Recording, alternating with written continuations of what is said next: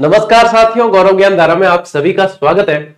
बहुत समय से आप लोग इंतजार कर रहे हैं कि ऑब्जेक्टिव क्लासेस आए। वैसे राम निवाजी सर आप लोगों के लिए ऑब्जेक्टिव क्लासेस शुरू कर चुके हैं, प्लस आप लोगों को मेरी भी क्लास का इंतजार था। चलिए आज आपका इंतजार खत्म करते हैं। अरे भैया मेरा रिमोट कहाँ गया? ठीक है, चलिए। तो आज की ये जो क्लास है, ये जो सेशन है, अपन 50 महत्वपूर्ण प्रश्नों को देखेंगे। और ये जो प्रश्न है, इसमें मैंने वे प्रश्न शामिल किए हैं जिनको आप पीवाईक्यूज कहते हो, और जो अनदेखे हैं, अनदेखे यानी कि जो नए बने हैं। अब वैसे तो देखने को मिलेंगे आगे, लेकिन नए बने हैं उन प्रश्नों को भी थोड़ा सा देखेंगे, नजर मार लेंगे, ताकि यदि आपने किसी भी किताब में नहीं पढ़ा है तो भी आप लोगों को फायदा हो। ये क्लास जो है लेवल 1 और लेवल 2 दोनों के लिए है। लेवल 1 के जो ईवीएस है, पर्यावरण अध्ययन है, उसमें इस बार राजस्थान जो है सामान्य ज्ञान जोड़ा है। ठीक है, राजस्थान का सामान्य ज्ञान जोड़ा है। तो वैसे तो पूरा ही आ जाता है, लेकिन राजस्थान अध्ययन नाम से जोड़ा है, तो उसमें भी आप लोगों को ये पढ़ना है। और L2 वाले हैं उनके तो है ही, एसएसटी वाले जो है उनके तो L2 में एसएसटी वाले और L1 में ईवीएस वाले, इन सभी के लिए महत्वपूर्ण है। पूरे 50 प्रश्न देख लेने। मुझे पूरा विश्वास है कि इसमें से आप लोगों को बहुत सारे प्रश्न एग्जाम हॉल में देखने को मिलेंगे। अब एक और सूचना, कल जो है आप लोगों के शाम 6 बजे, कल सोमवार को शाम 6 बजे 200 प्रश्नों की एक मैराथन मैं लेकर आ रहा हूं। वो होगी लाइव, ठीक है, वो होगी लाइव। तो उसमें जुड़ना नहीं भूलें और उन्हें भी देख लें। बढ़िया, जितना कम समय हो सके उतने कम समय में उन 200 प्रश्नों को देखने का प्रयास करेंगे। तो आज की इस क्लास को शुरू करते हैं। अपने सभी साथियों तक इसे पहुंचा देना, ठीक है। चलिए, पहला प्रश्न आप लोगों के लिए स्क्रीन पर ये रहा। बताओ भैया, ये सारे के सारे पीवाईक्यूज है। इंदिरा गांधी नहर का प्रारंभिक बिंदु किस राज्य में है? यहां पे राज्य पूछा है। इंदिरा गांधी नहर जो है राजस्थान की जीवन रेखा कहलाती है। क्या कहलाती है? राजस्थान की लाइफलाइन या राजस्थान की जीवन रेखा, ठीक है ना। इनके जो मुख्य अभियंता थे वो कंवर सेन थे, ध्यान रखना। कंवर सेन जो थे इंजीनियर थे मुख्य, वो ध्यान रखना। और गंगा सिंह जी जो थे, उनके प्रयासों से इसको यहाँ पे जो है लाया गया था। अब इंदिरा गांधी नहर के बारे में यानी कि आईजीएनपी के बारे में आप लोगों को बताना, इसका प्रारंभिक बिंदु कौन सा है।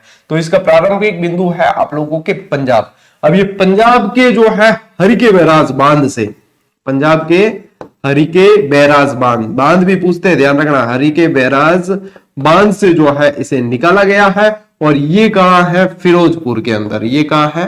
फिरोजपुर। वहां से राजस्थान फीडर के द्वारा जो है इसको राजस्थान से कनेक्ट किया गया, ठीक है, हनुमानगढ़ से। और फिर बाद में आगे मुख्य शाखा चली है। चलिए दूसरा प्रश्न देखते हैं। जवाहर सागर बांध निम्न में से किस नदी पर बना हुआ है? देखो, ये बांध से रिलेटेड आप लोगों के प्रश्न हर एग्जाम में बनते हैं, तो इसको हल्के में नहीं लेना। यहां पे पूछा है जवाहर सागर बांडी, चंबल, सतलज या साबरमती। जवाहर सागर जो बना है आप लोगों के जो है ये चंबल पर बना हुआ है। अब चंबल जो है चर्मण्यवती नदी के नाम से जानी जाती है, चर्मण्यवती, ठीक है। 12मासी इसे कहा जाता है। क्या कहा जाता है? 12मासी, ठीक है। नित्य वाहिनी कह देते हैं। ये रीट का लेवल है आप लोगों के, ठीक है। ज्यादा कोई आप लोगों को भय की या डरने की जरूरत नहीं है। या आप लोगों को ये नहीं है कि आरएस का सवाल मिलेगा वहां। चंबल पर देखो 4 बांध बने हुए हैं। च से चंबल और च से 4 बांध, ठीक है। और जिसमें से 3 बांध तो 100 किलोमीटर दायरे के अंदर है, जो इसकी विशेषता है। यदि ये 4 बांध देखे तो इसकी एक शानदार शॉर्ट ट्रिक है। वो ट्रिक ये है कि गांधी राणा, या लिखेंगे जवार, और इसको पढ़ना है जवाहर।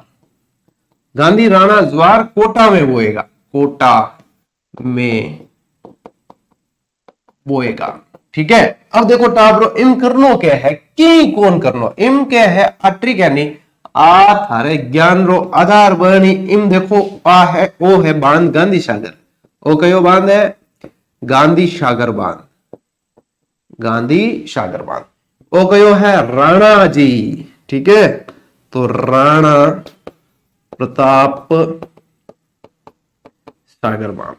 ओ है थारे जवाहर सागर, जवाहर सागर बांध, ठीक है। और ये है कोटा बैराज। तो ये 4 बांध आप लोगों को ध्यान रखना है। ये तो एमपी में चला गया, बाकी ये अपने राजस्थान में आ गए। अब इसमें भी देखो इसकी विशेषता देखो, ये जो राणा प्रताप सागर है इसकी भराव क्षमता सबसे ज्यादा है। सबसे ज्यादा भराव क्षमता वाला बांध कौन सा पूछे तो राणा प्रताप सागर। सबसे ज्यादा कैचमेंट एरिया वाला बांध कौन सा है पूछे तो कोटा बैराज। सबसे ज्यादा कैचमेंट एरिया यानी कि उसका कैचमेंट एरिया जो है जहां से पानी आता है उसके अंदर, वो सबसे ज्यादा किसका है तो राजस्थान में कोटा बैराज का कैचमेंट एरिया सबसे ज्यादा है, ये ध्यान रखना। अब एक प्रश्न क्या था अपना, जवाहर सागर बांध निम्न में से किस नदी पर है तो अपने चंबल नदी पर, चंबलनेवती नदी पर है, ठीक है। चलिए लीजिए स्क्रीनशॉट। चंबल के बहुत सारे फैक्ट निकलते हैं वैसे, ठीक है। स्क्रीनशॉट लेना हो तो ले लेना, कोई दिक्कत नहीं, लेकिन ये प्रश्न आप लोगों को कुल मिला के देख लेने, इनको ढंग से जो है देखना बहुत जरूरी है, ये ध्यान रखना, ठीक है। चलिए 2011 की जनगणना के अनुसार निम्न में से राजस्थान के किस जिले की महिला साक्षरता की दर सबसे कम है। सबसे कम महिला साक्षरता दर किसकी है ये बताना है। तो सबसे कम महिला साक्षरता दर है आप लोगों के जालोर की। किसकी है? जालोर की है। यदि जालोर की जो है महिला साक्षरता दर आप देखोगे तो यहाँ पे 38.5% ही है। कितनी है? 38.5% ही इसकी महिला साक्षरता दर है। और सर्वाधिक के मामले में यदि देखोगे तो कोटा है। सबसे कम तो ये, और सर्वाधिक यदि पूछे अपन को कि सर्वाधिक किसकी है तो सर्वाधिक है कोटा की। सर्वाधिक किसकी है महिला साक्षरता दर? कोटा की, ये ध्यान रखना है। राजस्थान के थार रेगिस्तानी क्षेत्र में सामान्यतया खाली जगह के लिए टांका एक परंपरागत तकनीक है। जल संग्रहण की सबसे शानदार तकनीक है टांका। यदि अपन पश्चिमी राजस्थान की तरफ चले जाए तो हर घर में और हर ढाणी में लगभग ये बना हुआ है। तो इसको कहा जाता है, देखो मैंने बता ही दिया बातों बातों में, वर्षा जल संग्रहण की एक बहुत अच्छी तकनीक है। इंदिरा गांधी नहर निम्न में से किन नदियों पर बनाई गई है? देखो ये आईजीएनपी है ना, मैंने खुद भी पढ़ा रखी है इसे, ठीक है। ये आईजीएनपी ना मैंने बहुत बढ़िया तरीके से इसे कवर करवाया सिंचाई परियोजना वाले टॉपिक में। वहां से जाके विद डिटेल इसे पढ़ लेना। इसमें से हमेशा प्रश्न बनते हैं, बहुत तबीयत के प्रश्न बनते हैं, सारा करवा रखा है, ठीक है। तो इसे पढ़ लेना ढंग से, क्योंकि ये बहुत इंपॉर्टेंट चीज है। देखो राजस्थान जीके से रिलेटेड, राजस्थान जीके मैंने बहुत बार पढ़ाया है यूट्यूब पर ही। तो उसमें अभी जो लेटेस्ट आप लोग यदि देखें तो सुदर्शन बैच में तो चल ही रहा है, लेकिन सुदर्शन बैच में चूंकि सारे कॉमन टॉपिक करवा रहा हूं मैं, सभी भर्ती होंगे तो कंटिन्यू जिसको पढ़ना है तो पशु परिचर वाली प्लेलिस्ट है ना, उसमें 4 महीने पहले ही मैंने पूरा राजस्थान जीके करवाया। तो उसमें से आप बचे हुए जो भी आप लोगों को लगता है कि ये हमारे सिलेबस में और सुदर्शन बैच में ये अभी तक नहीं आया है टॉपिक, तो आप लोग वहां से पशु परिचर की प्लेलिस्ट से देख लेना। फिर मत गए गुरुजी वो कराओ वो कराओ, पहला करवा रखे हैं, सारे करवा रखे हैं, 1 रुपया नहीं लगना है, पैसा एक नहीं लगना है, क्लासेस सारी करवा रखी है, प्रश्न सारे बनने हैं। देखो आईजीएनपी के बारे में कि किन नदियों पर बनाई गई है। अब वही बात कि बांध कौन सा? हरिके बैराज। हरिके बैराज बांध, ठीक है। अब हरिके बैराज बांध में जो है 2 नदियां गिर गई आकर, ठीक है ना। ये हरिके बैराज बांध है, इसमें गिरती है आप लोगों के एक तो व्यास नदी और एक सतलज नदी, सतलज। और फिर बाद में जो है निकाली गई आईजीएनपी, इंदिरा गांधी नहर परियोजना। तो अब बता दो यहां से उत्तर कौन सा आया? व्यास नदी और सतलज नदी आप लोगों के उत्तर आ जाता है, ठीक है।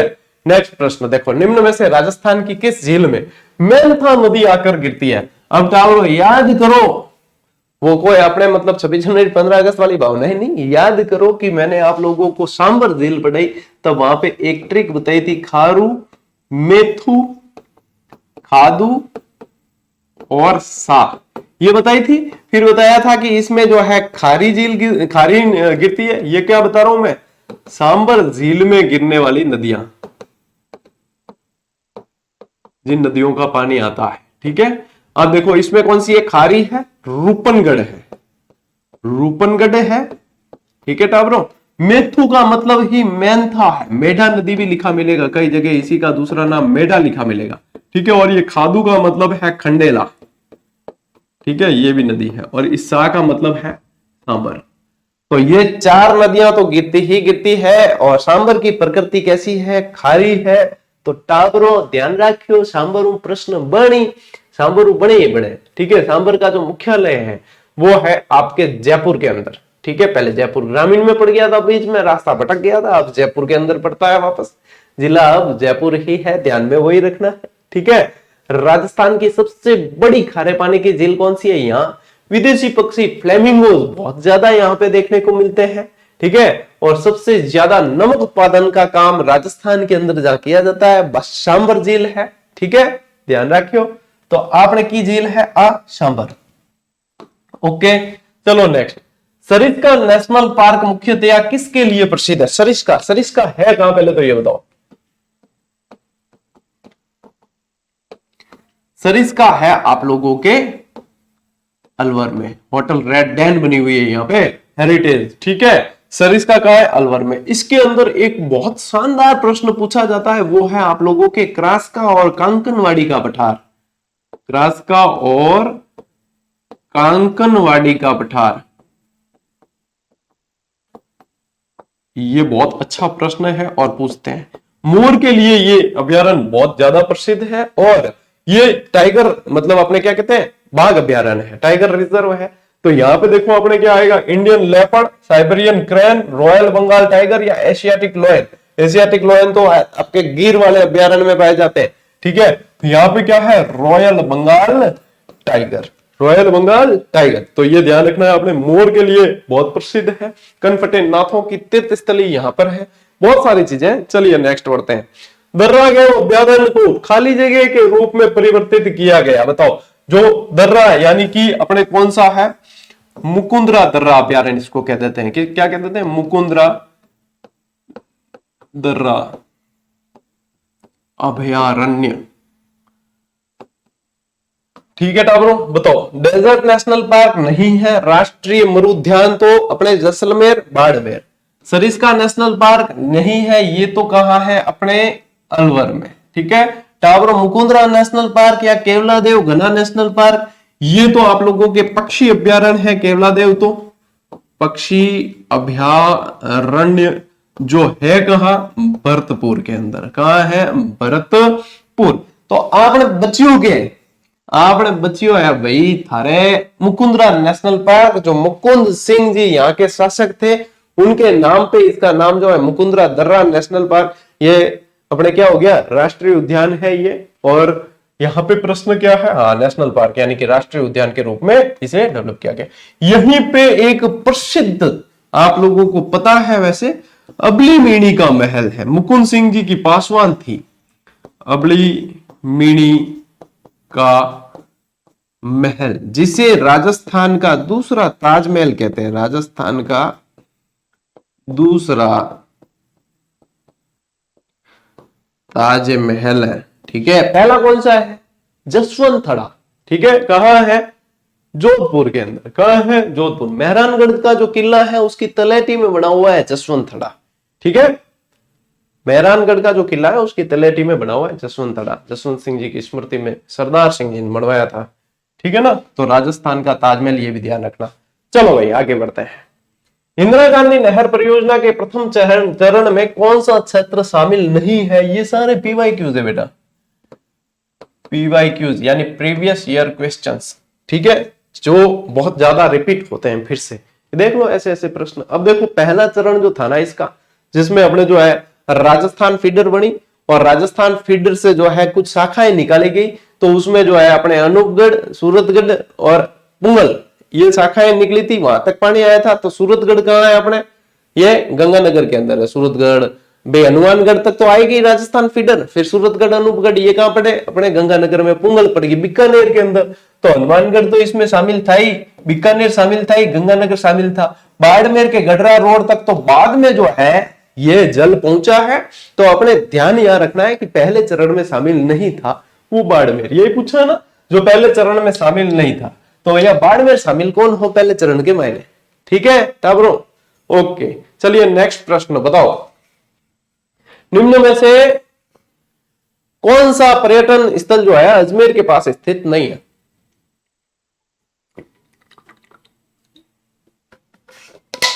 एक ध्यान रखना, अजमेर से याद आया, फाय सागर झील का नाम बदल दिया है।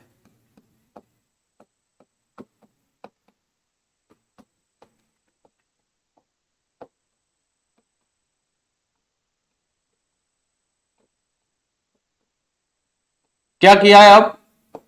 वरुण सागर किया है ना, वरुण सागर कर दिया है, ठीक है। फाय सागर झील का इंजीनियर फॉय ने इसका निर्माण करवाया था, इसलिए अकाल रात कार्यों के तहत निर्माण करवाया था, इसलिए फॉय सागर था। अब नाम परिवर्तित करा दिया कि अंग्रेज गए, नाम भी गया, अब जो है अपने वरुण सागर इसका नाम है। नया प्रश्न है, बन सकता है।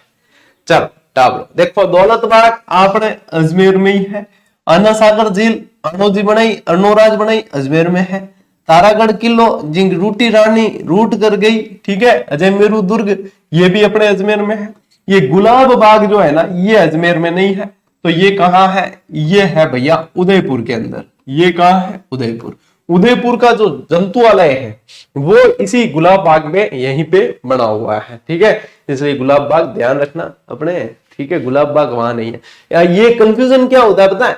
क्योंकि गुलाब से इत्र बनाने का काम सबसे पहले पुष्कर में हुआ था, और पुष्कर जो है वो अजमेर में पड़ता है। अस्मत बेग ने बनाया था सबसे पहले गुलाब से इत्र, तो इसलिए जो है बच्चे कंफ्यूज हो जाते हैं, जो नए नए टावर होते हैं ना वो कंफ्यूज हो जाते हैं, क्या गुलाब तो वहां पे ज्यादा है, अपने गुलाब की खेती के लिए पुष्कर पड़ते हैं, तो क्या अपने ये उत्तर तो भाई गुलाब बाग तो अपने ध्यान नहीं के बटे हुए, इसलिए ध्यान रखना गुलाब बाग नहीं है, ठीक है। चलिए नेक्स्ट, निम्न में से कौन सा उद्योग राजस्थान के कृषि आधारित उद्योगों में शामिल नहीं है?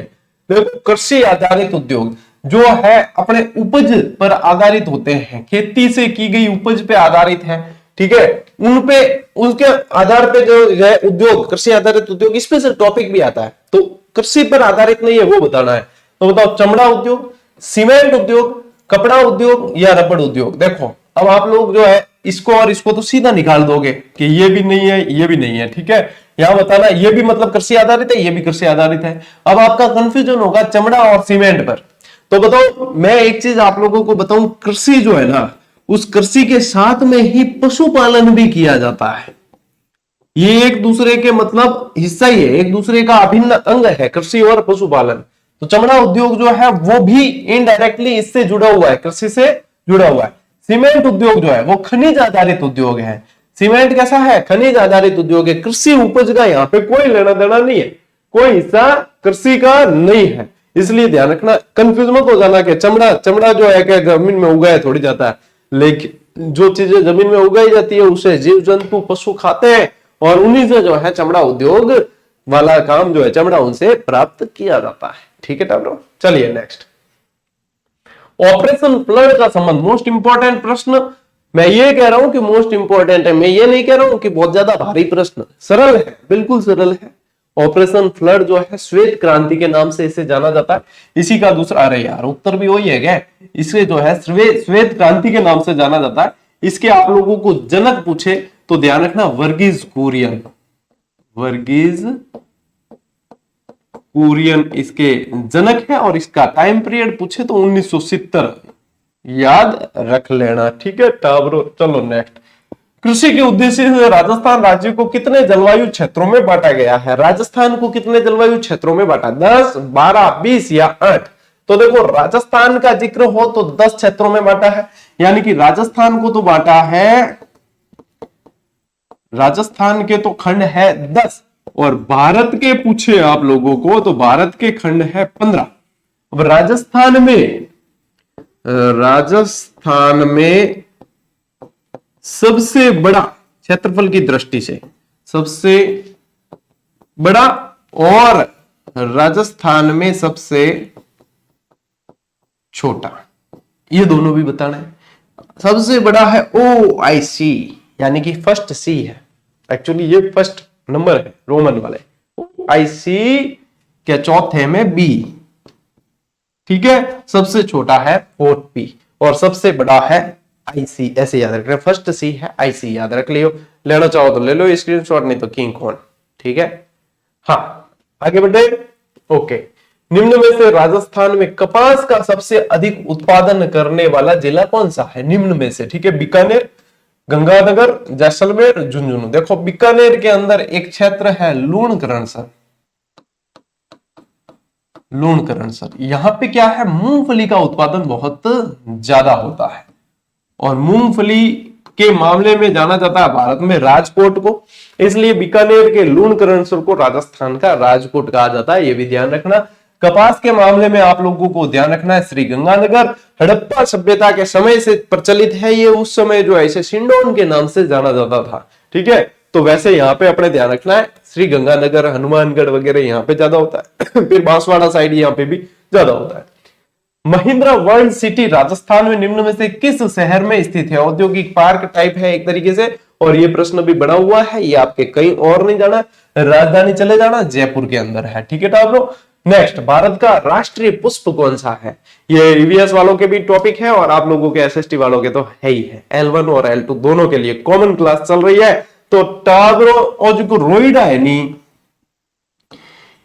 ये वो है राजस्थान रो राज्य पुष्प, राजस्थान का राज्य पुष्प। और इस समय अब वर्तमान में ये जो टाइम पीरियड चल रहा है, इस समय रोइडा के पुष्प बहुत देखने को मिलेंगे। टिकोमेला अंडुलेटा यही नाम है ना इसका। खेजड़ी का क्या है? प्रोसोपिस सिनेरेरियम। वनस्पति का नाम यदि अपन कहते हैं, जूलॉजिकल तो नहीं, बॉटनिकल होता है ना, क्योंकि पादप विज्ञान बॉटनी मेरे भी 11th में साइंस रही थी।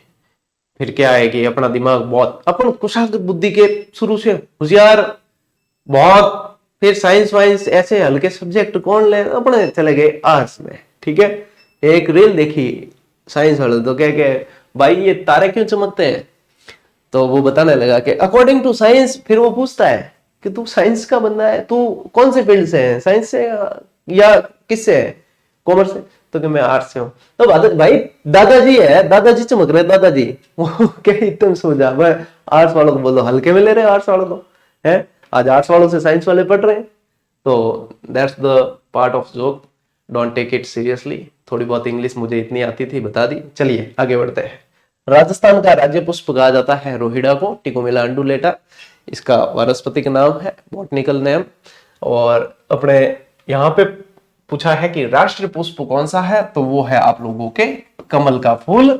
आगे नहीं बोलना है, कमल का फूल, बस इतना ही, ठीक है। किसी भी तरीके से इस क्लास का राजनीतिकरण नहीं होना चाहिए। आगे बढ़ते हैं, चलिए। नीचे दो कथन दिए गए हैं। बंगाल की खाड़ी और अरब सागर के मानसून से राजस्थान में वर्षा होती है। समझना भाई, समझना। पहले ऐसा सवाल आ जाए ना तो अपने मानसिक जो है स्थिति उसमें ये डाल देना कि इसको समझना है, ठीक है। ये सवाल आया या नहीं, समझने पे आधारित है। बंगाल की खाड़ी और अरब सागर के मानसून से राजस्थान में वर्षा होती है। पहले इसका निचोड़ निकाल दो कि क्या ये सही कह रहा है या नहीं। क्या हाँ, बंगाल की खाड़ी से होती है, अरब सागर के मानसून से भी होती है, दैट्स राइट। बंगाल की खाड़ी का मानसून राजस्थान में बिना अधिक वर्षा किए गुजरता है, क्योंकि इसके गुजरने के मार्ग में किसी प्रकार का व्यवधान नहीं है। टाबरो ध्यान दियो, आ निकले अरावली, आ निकले अरावली, इन बाजू है अरब सागर, अरब सागर, ठीक है। और इन पाड़े है बंगाल की खाड़ी, bay of Bengal, bay of Bengal, ठीक है। अब बताओ, ये बंगाल की खाड़ी का मानसून आया यहां से, ठीक है, और अरब सागर का आया मानसून यहां से। अब अरब सागर का मानसून, क्योंकि अरावली समानांतर है, अरावली रोकती नहीं, तो अरब सागर का मानसून सन्नाटेड़ो निकल जाए तुरंत ही, ठीक है। क्या कोई रोकने टोकने वाला नहीं है। मान लीजिए आप किसी रोड पे जा रहे हो, बहुत मतलब आपकी स्पीड ढंग ढंग की है और कोई बैरिकेड नहीं, कोई ब्रेकर नहीं, तो सीधे शूं करते निकल जाओगे। ब्रेकर भी आए, बैरिकेड्स आए, ट्रैफिक आया, तो आप रुकोगे, समय दोगे। यहाँ पे भी वही चीज है बंगाल की खाड़ी में। ये क्या है आप लोगों के अरावली, तो बैरिकेड्स आ गए हैं, ब्रेकर आ गया है, रुकेगी। बादलों को जो है आगे बढ़ने के लिए हल्का होना पड़ता है और यहाँ पे बरसना पड़ेगा, ठीक है। बरस बरस मारा इंद्र राजा, तो यहाँ पे जो है बरस के फिर आगे बढ़ना पड़ता है, तो ये वर्षा ज्यादा करती है। बंगाल की खाड़ी की जो है मानसून, ये वर्षा ज्यादा करती है। टोटल मानसून यदि वर्षा अपन देखें कि 100% है, तो उसमें से 85-90% यही कर लेती है, ठीक है। और फिर जो है 10-1% अपने अरब सागर की शाखा भी कर लेती है। तो यहाँ पे जो है ये कथन तो भैया सही नहीं है, क्योंकि बंगाल की खाड़ी का मानसून राजस्थान में बिना अधिक वर्षा के गुजरता है। हाँ, बात हाची कौन, क्योंकि ये ज्यादा करता है। तो यहाँ पे देखो कथन एक सही है। अब उत्तर यहाँ कूट पे आओ, कथन एक सही है लेकिन कथन दो गलत है। हाँ, वही उत्तर है।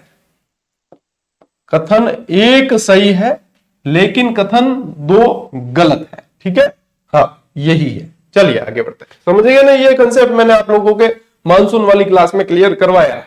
चलो नेक्स्ट, राजस्थान का निम्न में से कौन सा बांध जल विद्युत शक्ति का उत्पादन करता है? एडा एडा प्रश्न आ जावे, नहीं ज्यादा दिमाग नहीं लगाड़ो, यूं देख लो सब बड़ो बांध क्यों है, क्या ऑप्शन में सबसे बड़ा कौन सा दिख रहा है अपने को, बस आप लोगों को उत्तर आ जाएगा। देखो मेजा बांध कहां है, अपने भीलवाड़ा के अंदर है, ठीक है। राजस्थान का ग्रीन माउंट भी इसे कहा जाता है, कोठारी नदी पर है जवाई बांध। ये कहां है, अपने सुमेरपुर के अंदर है, सुमेरपुर, ठीक है। मारवाड़ का अमृत सरोवर, पश्चिमी राजस्थान का सबसे बड़ा बांध स्वरूप सागर बांध, ये कहा है, ये तो एक तरीके की झील है, अपने कहा है उदयपुर के अंदर, ठीक है। बांध भी क्या झील है। अब देखो सबसे बड़ा बांध यहाँ पे कौन सा है, माही बजाज सागर। कौन सा है, माही बजाज सागर। यदि पूछे कि इस पे कौन सी नदी पर बना हुआ है, तो ये माही नदी पे बना हुआ है। माही नदी की विशेषता है कि उल्टे यू आकार में बहती है। माही नदी की विशेषता है कि ये कर्क रेखा को 2 बार पार करती है। माही नदी की विशेषता है कि इसे आदिवासियों की गंगा कहा जाता है। माही नदी की विशेषता है कि इसे कांठल और वागड़ की गंगा कहा जाता है। ये सारे ही फैक्ट जो है ये माही नदी से रिलेटेड है। सुजलाम सुफलाम क्रांति का संबंध माही नदी से है, ठीक है ना। हाँ हम ध्यान दियो, माही बजाज सागर जी को है नहीं, इंगी थान पूछ ले कि इंगी लंबाई कितनी है, तो 3109 मीटर, 3109 मीटर। इंगी एक और विशेषता है कि ये जो है राजस्थान का सबसे लंबा बांध है। देखो टाउन, राजस्थान का सबसे ऊंचा बांध जाखम है, सबसे ऊंचा जाखम है, ठीक है, 81 मीटर प्रतापगढ़ के अंदर। सबसे लंबा माही बजाज सागर है। सबसे ज्यादा भराव क्षमता राणा प्रताप सागर की है। सबसे ज्यादा कैचमेंट एरिया आपके कोटा बैराज का है। और सबसे बड़ा मीठे पानी का यानी पेयजल से संबंधित जो है या कंक्रीट से बना हुआ सबसे बड़ा बांध है वो है बिशलपुर बांध। 5 तरह के बताए हैं, 5 याद रखना। बांधों में बड़े बड़े प्रश्न यही है, ठीक है। फिर बाद में मत गए गुरु जी बतायो कौन, ठीक है। थे मेरी क्लास को इंतजार भी वही करोगे, एक प्रश्न के हाके 4-5 और मिल जाए, ठीक है। नहीं क्या 50 प्रश्न है तो कम 250 प्रश्न तो निवड़िया पर है। चलो आगे बढ़ा। भजनलाल सरकार ने ललित के पवार समिति की सिफारिश पर राजस्थान में 50 जिलों में से कितने जिले कम करके विद्यार्थियों के गोडे दिए? नहीं रे, यानी क्यों यहाँ क्या गड़बड़ हो जाए, नहीं मतलब विद्यार्थी समझते कि अरे यार हमें फिर से पढ़ना है तो गोडे दिए। हालांकि ये राजनीतिक चीजें हैं तो उनके अनुसार वो करते हैं, अपन इसमें नहीं कह सकते कुछ भी, ठीक है। तो यहाँ पे जो है आपको सिर्फ ध्यान रखना है कि कितने जिले कम किए, ठीक है। 10 जिले, 9 जिले, 8 जिले या 12। अब देखो पहले थे 50, अब है 41 इज इक्वल टू 9, ऐसे भी निकाल सकते हो। पहले 10 जिलों का बहुत चला, 10 कम कर दिए, 10 कम कर दिए। तो यहां पे जो है आप लोगों के जिले कम कितने किए? 9 तो जिले कम किए, 9 जिले और 3 संभाग ये जो है कम कर दिए। 9 जिले और 3 संभाग कम कर दिए। तो वर्तमान में जो है 41 तो है आप लोगों के 41 जिले हैं और संभाग कितने हैं? वही है 7 ही, ठीक है। और 7 संभाग अच्छा लारे यही बचिया है, ठीक है। 7 संभाग पहला भी है, 7 संभाग अब भी है, लेकिन जो जिला है नहीं 50 होगा, 50 मार दी देंगे बाद में, पाछा कम करिया, अब 41 है। राजस्थान में वर्तमान जिले कितने हैं? वर्तमान में 41 है। चलो आगे। और सुमेलित बताओ, ठीक है। एक तरफ दे रखा है चैत्र, एक तरफ है अवशेष, ठीक है। मैंने निर्माण वाला बताया था आप लोगों को, पेंजिया पेंथालस थ्योरी बताई थी, वैगनर का सिद्धांत बताया था। जो अपने रेगुलर स्टूडेंट है जिन्हें जिजिडियंस कहा जाता है उन्हें किसी तरह की कोई समस्या नहीं। मरुस्थल तैथिस सागर, मतलब निर्माण किससे हुआ है? मरुस्थल का तैथिस सागर से हुआ है। अरावली गोंडवाना लैंड हुआ है। पूर्वी मैदानी प्रदेश अंगारा लैंड अभी बताते हैं। दक्षिणी पूर्वी पठारी प्रदेश गोंडवाना लैंड हुआ है। यानी कि सबसे पहली बात तो उत्तर तो आप लोगों के निकल के आ गया ये, ठीक है। अब देखो यहाँ पे 3 चीजें हैं। एक तो है आप लोगों के अंगारा लैंड, ठीक है। एक है आप लोगों के गोंडवाना लैंड और एक है आप लोगों के तैथिस सागर। अब सागर है, समुद्र है तो मैदानी भागों का वगैरह ऐसा निर्माण इससे हुआ है। यानी कि अपने राजस्थान में पूर्वी मैदानी प्रदेश देख लें और मरुस्थल देख लें, इसका निर्माण तैतीस सागर से। और जो ऊपर उठे हुए भाग है जैसे कि पठार पहाड़ वगैरह, इनका निर्माण गोंडवाना लैंड से। आप लोगों को एक चीज ध्यान रखनी है कि ये अंगारा लैंड जो है ना अपने, यानी कि यहाँ आग लगाने का काम कोई नहीं करता, ऐसे याद रख लेना। यानी भारत में ही अंगारा लैंड का कोई नामो निशान नहीं है। भारत के अंदर कोई भी स्थलाकृति ऐसी नहीं है जिसका निर्माण अंगारा लैंड से हुआ हो। अंगारा लैंड का निर्माण जो है विश्व में देखा जाए तो उत्तरी गोलार्ध में है। उत्तरी गोलार्ध के जो महाद्वीप है उनका निर्माण अंगारा लैंड से है, बाकी भारत में इसका नामो निशान नहीं है।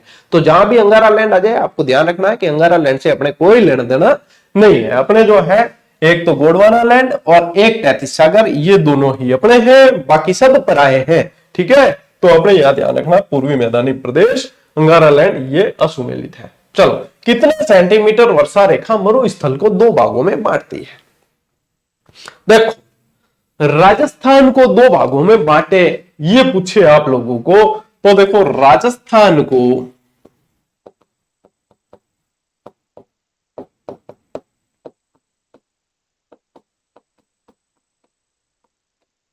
कौन सी दो भागों में बांटती है? Number 1, number 2।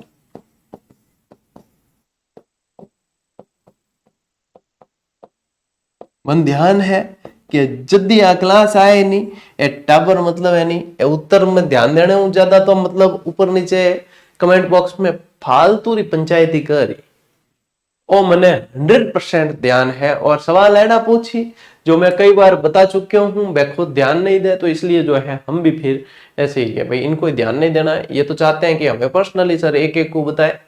ठीक है, अब ऐसी ऐसी सिचुएशन होती है हमारे साथ में। कल मैंने डाल दिया टेलीग्राम पे कि आप लोगों के स्कूल व्याख्याता प्रथम प्रश्न पत्र की ये 3 किताबें हैं, वो आने वाली है, जिसमें से वॉल्यूम फर्स्ट जो है एक सप्ताह के अंदर अंदर आ जाएगा। उसके तुरंत बाद में वॉल्यूम 2 और वॉल्यूम 3 भी आ जाएंगे। के बाद भी हमारे पास फोन आ जाए या मैसेज आ जाए, और मैसेज या फोन भी आते हैं किसी न किसी परिचित के थ्रू, लिंक से ही आते हैं कि गुरुजी जो पोस्ट टेलीग्राम पे डाली है फर्स्ट ग्रेड स्कूल लेक्चरर की पुस्तक, क्या वो वाकई आ रही है क्या? नहीं टावर में तो मजाक करी मेरे मजाक करने की आदत है, वो आए थोड़ी यही करा क्या वाकई आ रही, मतलब पोस्ट डाली तो आने के लिए डाली है ना। सार्वजनिक पोस्ट है भी माते मतलब स्वीकृति और मतलब ठप्पो लगाना पड़ेगा, हाँ मेरी बात हुई गुरुजी कह दियोगे वास्तव में आ रही है।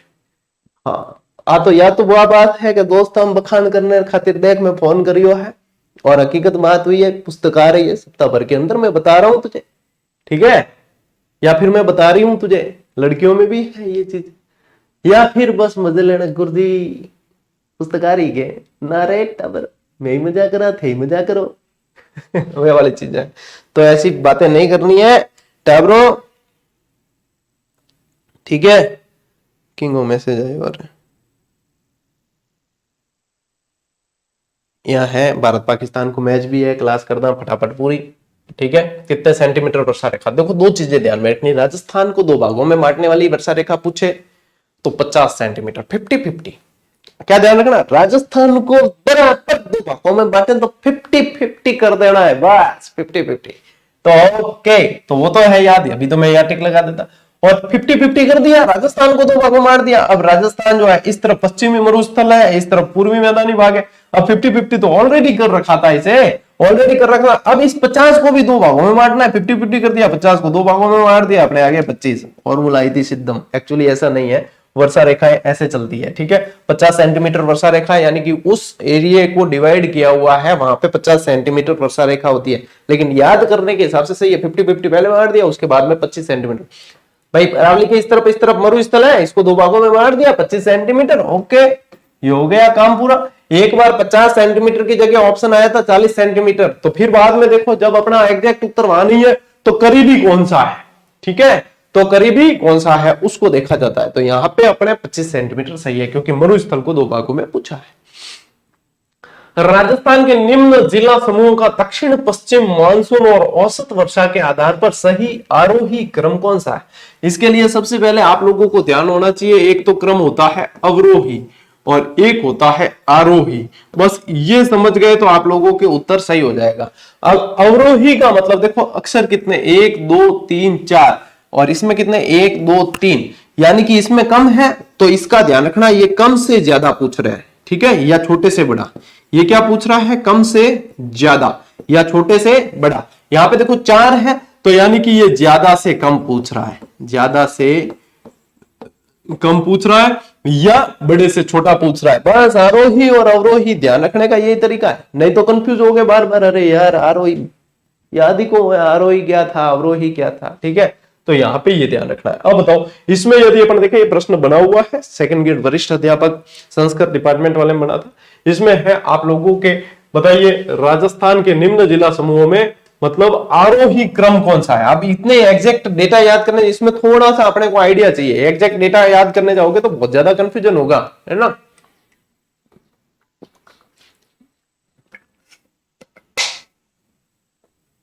तो अपने को लमसम डेटा पता होना चाहिए। इसका उत्तर है अपने जालोर, जयपुर और कोटा, जो अपने क्या है, आरोही क्रम, यानी कि कम से ज्यादा। जालोर में दिखती बात है, वर्षा कम है, फिर जयपुर, फिर कोटा, ठीक है, इस तरीके से। क्योंकि बांसवाड़ा में ज्यादा होती है राजसमंद से, तो ये बैठेगा नहीं, ठीक है। और यहाँ पे भी धौलपुर में भी ये भी नहीं बैठेगा यहाँ पे, इसलिए देखो सही तरीके से मिलान करोगे, फिर जालोर, फिर जयपुर और फिर कोटा, ठीक है। चलिए नेक्स्ट, जयपुर, दौसा व अलवर जिलों में किस मृदा की प्रधानता है।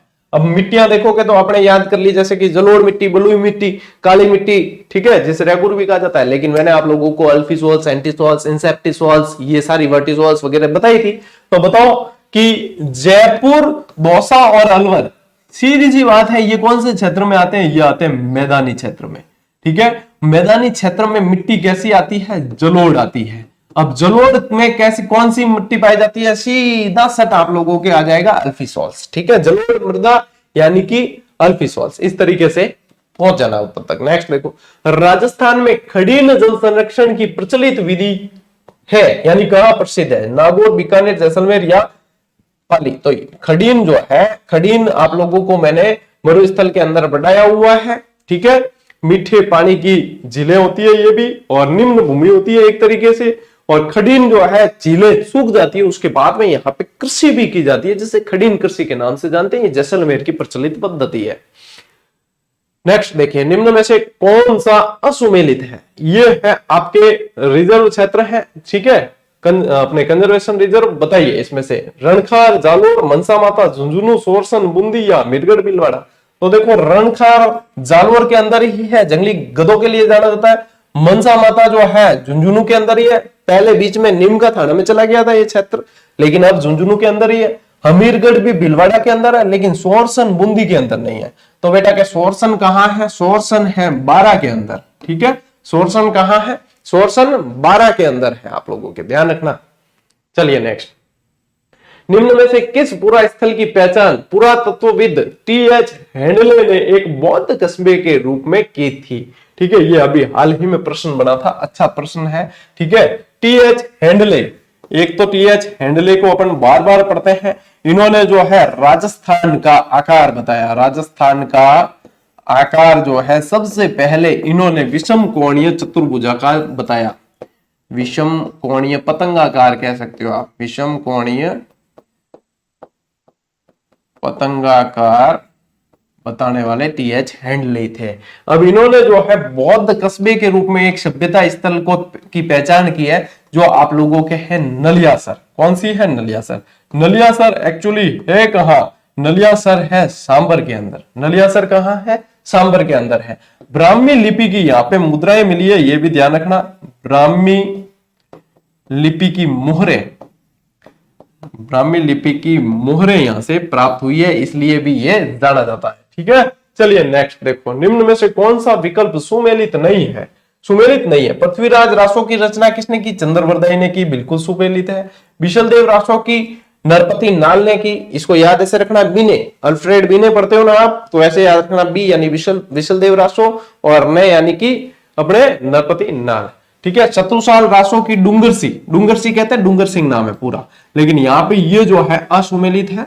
कुमार रासो की जो है कर्णिदान ने नहीं की, जितोदय की है कर्णिदान ने तो, और खुमान रासो की किसने की है, दलपत विजय ने, दलपत विजय। मैं क्या याद रखियो बता दूं क्या, मैं यहाँ याद रख, मैं खुद याद रख लियो, ठीक है।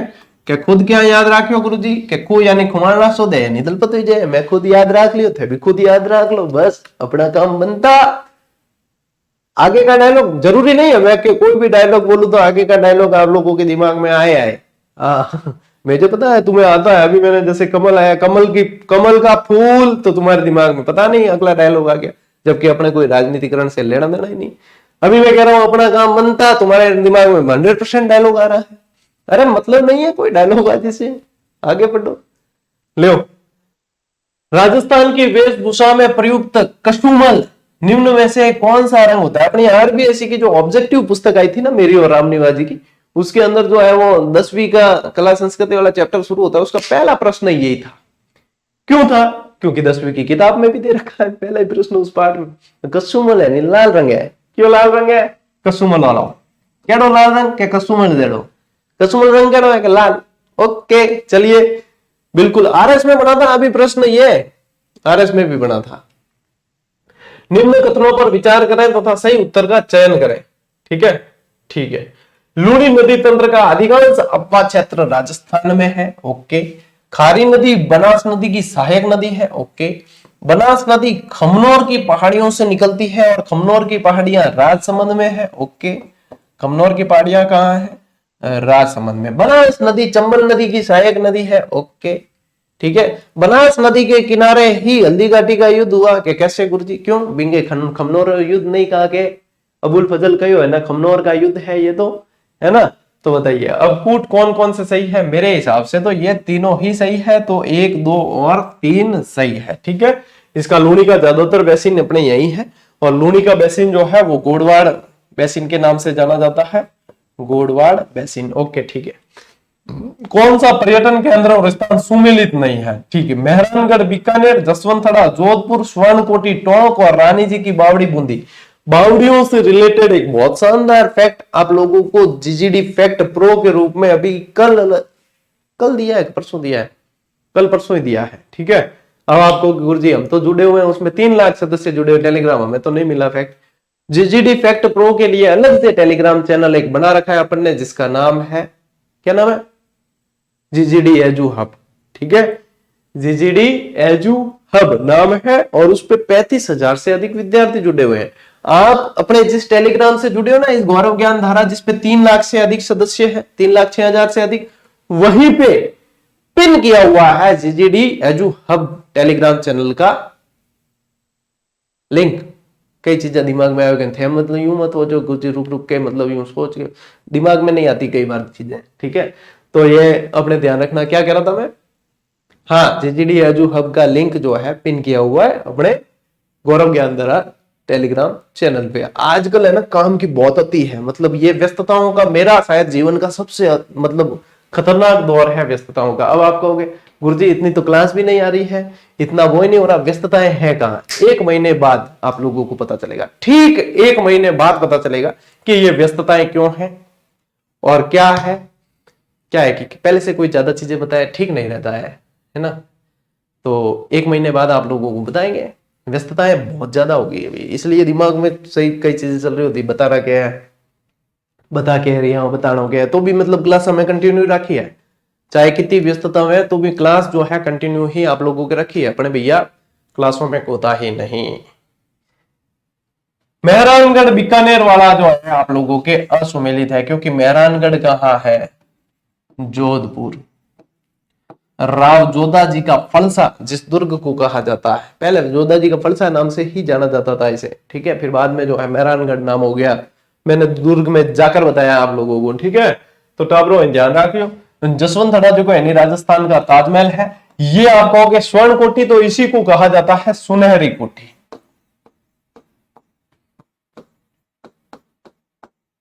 ठीक है, ये ध्यान रखना, अपने सुनहरी कोठी रानी जी की बावड़ी आपको बताई है। ठीक, चलिए।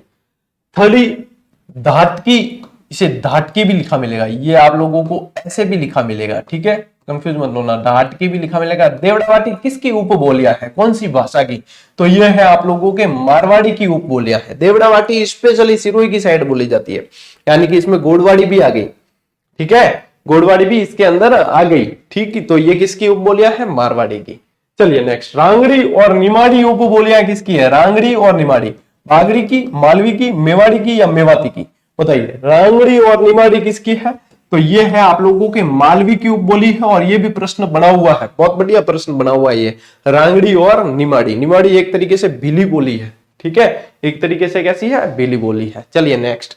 सर्वप्रथम किसने 1939 ईस्वी में राजस्थान की रियासतों का समूहीकरण व एकीकरण के प्रश्न को उठाया था? मोस्ट इंपॉर्टेंट प्रश्न, और नया भी है भैया, देखने को मिलेगा ना तो आप लोगों को लगेगा गुरुजी ये प्रश्न तो खतरनाक है। बताइए, बताओ बताओ। Lord Elgin, Lord Cornwallis, Lord Linlithgow, Lord Wavell, कौन था उसमें से?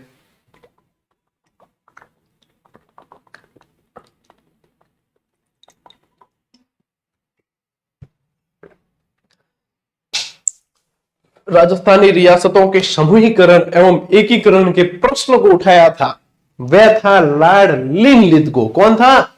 लॉर्ड लिनलिथगो था जिसने ये प्रश्न सबसे पहले उठाया था। अच्छा प्रश्न भैया, नोट डाउन करके रखना, ठीक है।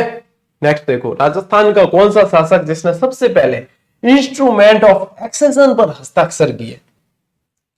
इंस्ट्रूमेंट ऑफ एक्सेशन का ही दूसरा नाम है अधिमिलन पत्र, अधिमिलन पत्र, या फिर इसे कहा जाता है विलय पत्र।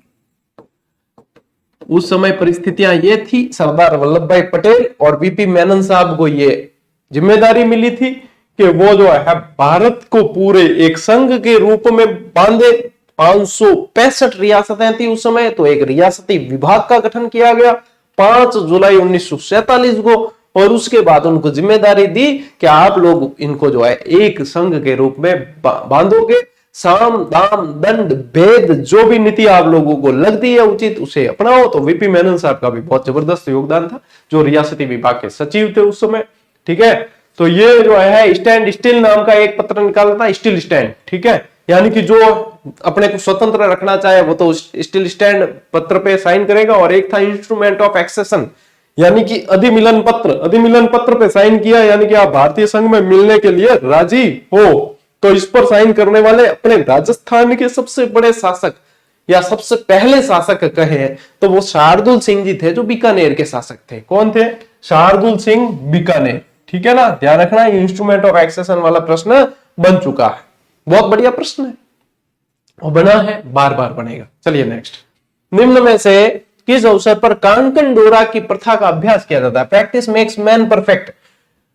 आदमी को शादी होने से पहले ही या शादी होने से पहले ही सिखा दिया जाता है कि मतलब भाई शादी हुई है तो लड़ाई झगड़े होंगे, लड़ाई झगड़े होंगे तो डोरा जो है टूटे तो गांठ पड़ जाए, गांठ को वापस खोलना भी पड़ता है।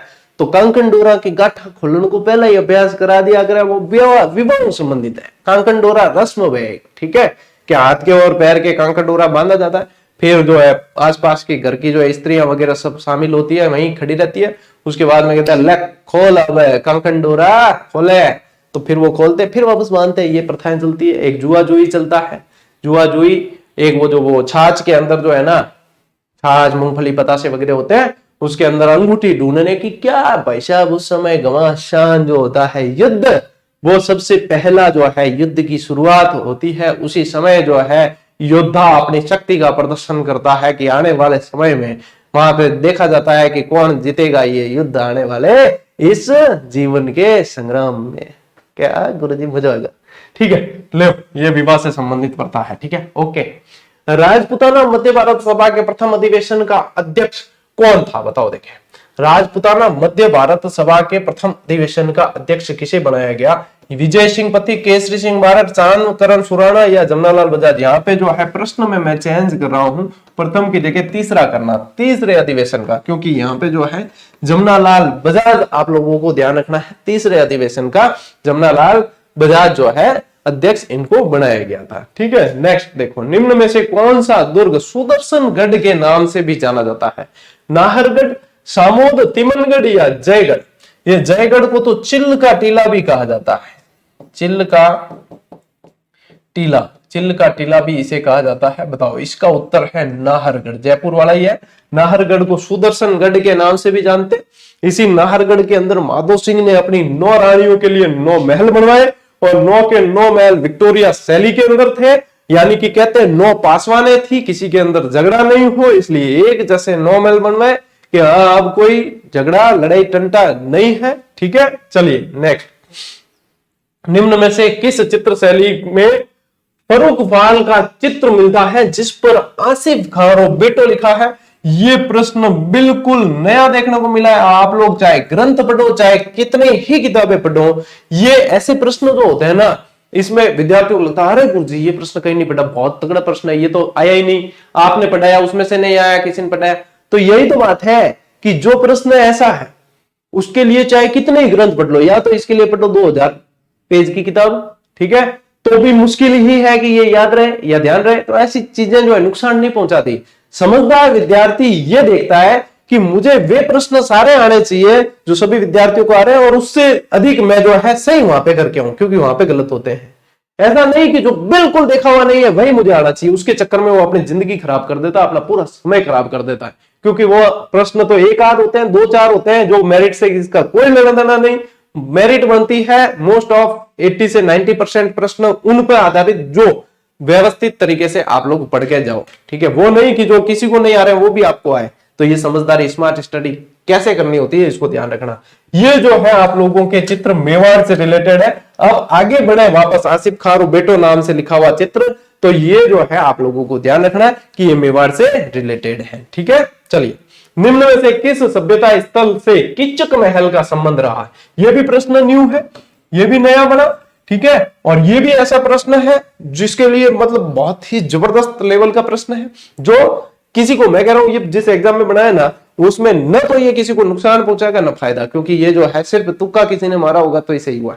ये है आप लोगों के बैराट से संबंधित है। एक्चुअली इस किचक महल का संबंध महाभारत काल से है। किससे है? महाभारत काल से। पांडवों ने जब अज्ञातवास बिताया था या विराटनगर में, उससे संबंधित है ये कीचक महल। इसलिए पांडवों के अज्ञातवास से रिलेटेड है, ध्यान रखना। पांडवों के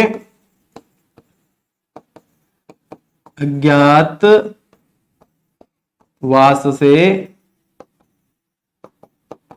संबंधित। ठीक है, तो ये ध्यान रखना, उससे संबंधित है। इसलिए महाभारत कालीन देखो कहां सभ्यता स्थल के अवशेष कहां से मिले? बैराट से मिले हैं। ठीक है, तो टाबरो ये भी अच्छा और नया प्रश्न। नेक्स्ट देखो, गुलाब श्याम का वैष्णव मंदिर कहां स्थित है? ठीक है, अब देखो ये वही चीज है कि आप लोगों ने पढ़ा है कुंभ श्याम मंदिर।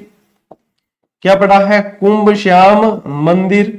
एक पढ़ते हैं कुंभ स्वामी मंदिर। कुंभ स्वामी मंदिर कुंभलगढ़ के अंदर है, जबकि कुंभ श्याम मंदिर या गुलाब श्याम मंदिर यह आप लोगों के कहा है? चित्तौड़गढ़ के अंदर। जीजीडी फैक्ट जो आप लोगों को दिया था, किताब में भी दिया है, साथ ही साथ जीजीडी फैक्ट जो कुंभ श्याम और कुंभ स्वामी मंदिर के डिफरेंस को बताते हुए एक स्पेशल जीजीडी फैक्ट आया था, उसके अंदर आप लोगों को यह चीज बता रखी थी। तो डोंट टेक इट इजी बेटा, इट्स जीजीडी बेटा। ठीक है, चलिए। निम्न में से किसे 1916 में बिजोलिया किसान पंचायत का सरपंच नियुक्त किया गया था? तो यह है भैया मन्नाराम पटेल। और उस दिन कौन सा था? हरियाली अमावस्या। अभी कुछ समय पहले ही मैंने फिर से बिजोलिया किसान आंदोलन पढ़ाया है सुदर्शन बैच में। जिसने नहीं पढ़ा पढ़ लेना, बहुत तबीयत का बिजोलिया किसान आंदोलन पढ़ाया इस बार आपको। पूरी तो स्टोरी, पूरे कंसेप्ट और बहुत सारे नए तथ्य भी दिए हैं, तो उसे जरूर देख लेना। चाहे अभी रीट का एग्जाम दे रहे हो तो और समय नहीं हो तो जैसे ही फ्री हो जाओ देख लेना। सुदर्शन बैच की एक एक क्लास आप लोगों की बेरोजगारी के ताबूत में ठोका हुआ एक एक किल साबित होगा। ठीक है, हाँ। शिवालिक अभिलेख के अनुसार किस चौहान शासक ने गजनी के अमीर खुसरो शाह को पराजित किया था? वो काम कर सके कौन? विग्रहराज चतुर्थ या विशल देव। ठीक है, विग्रहराज चतुर्थ या विशल देव जिनके हैं। ठीक है, निम्न में से कौन सा नृत्य थाकना शैली के अंदर किया जाता है? थाकना शैली में कौन सा? वालर, दाड़, राई या ढोल? तो ये किया जाता है भैया ढोल नृत्य। ढोल नृत्य कहां का प्रसिद्ध है? स्पेशली जालोर का प्रसिद्ध है। इसको प्रसिद्धि किसने दिलाई? जय नारायण व्यास ने।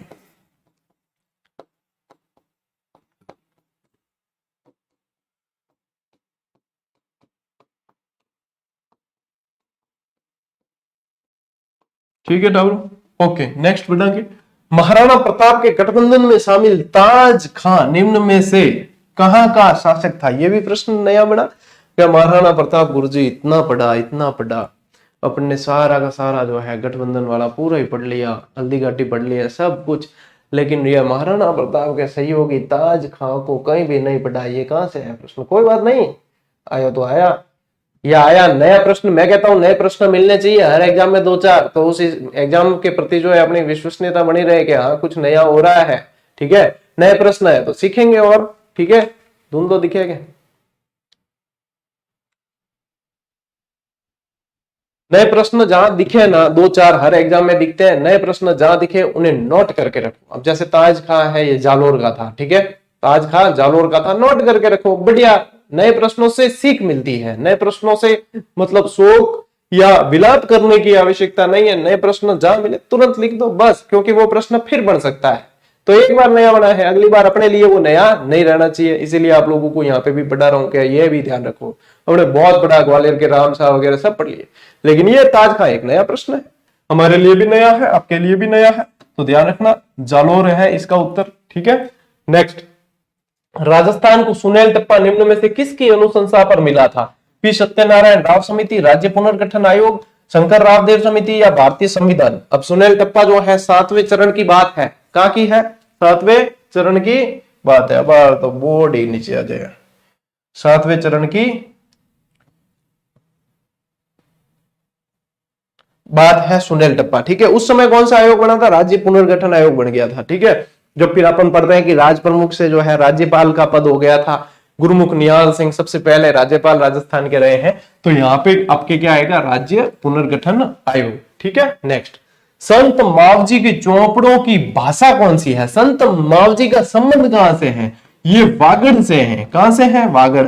साबला जो डूंगरपुर के अंदर है वो इनकी कर्म स्थली रही है, क्या, साबला। इनके जो चौपड़े होते हैं ना, ये चौपड़े, इनका वाचन किया जाता है और इनको निकाला जाता है 2 बार ही साल में, एक तो मकर संक्रांति के दिन, और एक जो है इनका वाचन किया जाता है दीपावली के दिन। और इनसे पूरे वर्ष भर की जो है भविष्यवाणियां की जाती है, पूरे वर्ष भर की इनसे क्या की जाती है, भविष्यवाणियां। यदि आपको पूछे ना 72,96,000 इसके अंदर छंद है, कितने, 72,96,000 छंदों का संकलन है, छंदों का संकलन है इन चोपड़ा ग्रंथ के अंदर, जो कौन सी भाषा में, या वागड़ी लिखा है, इसका मतलब है वागड़ी।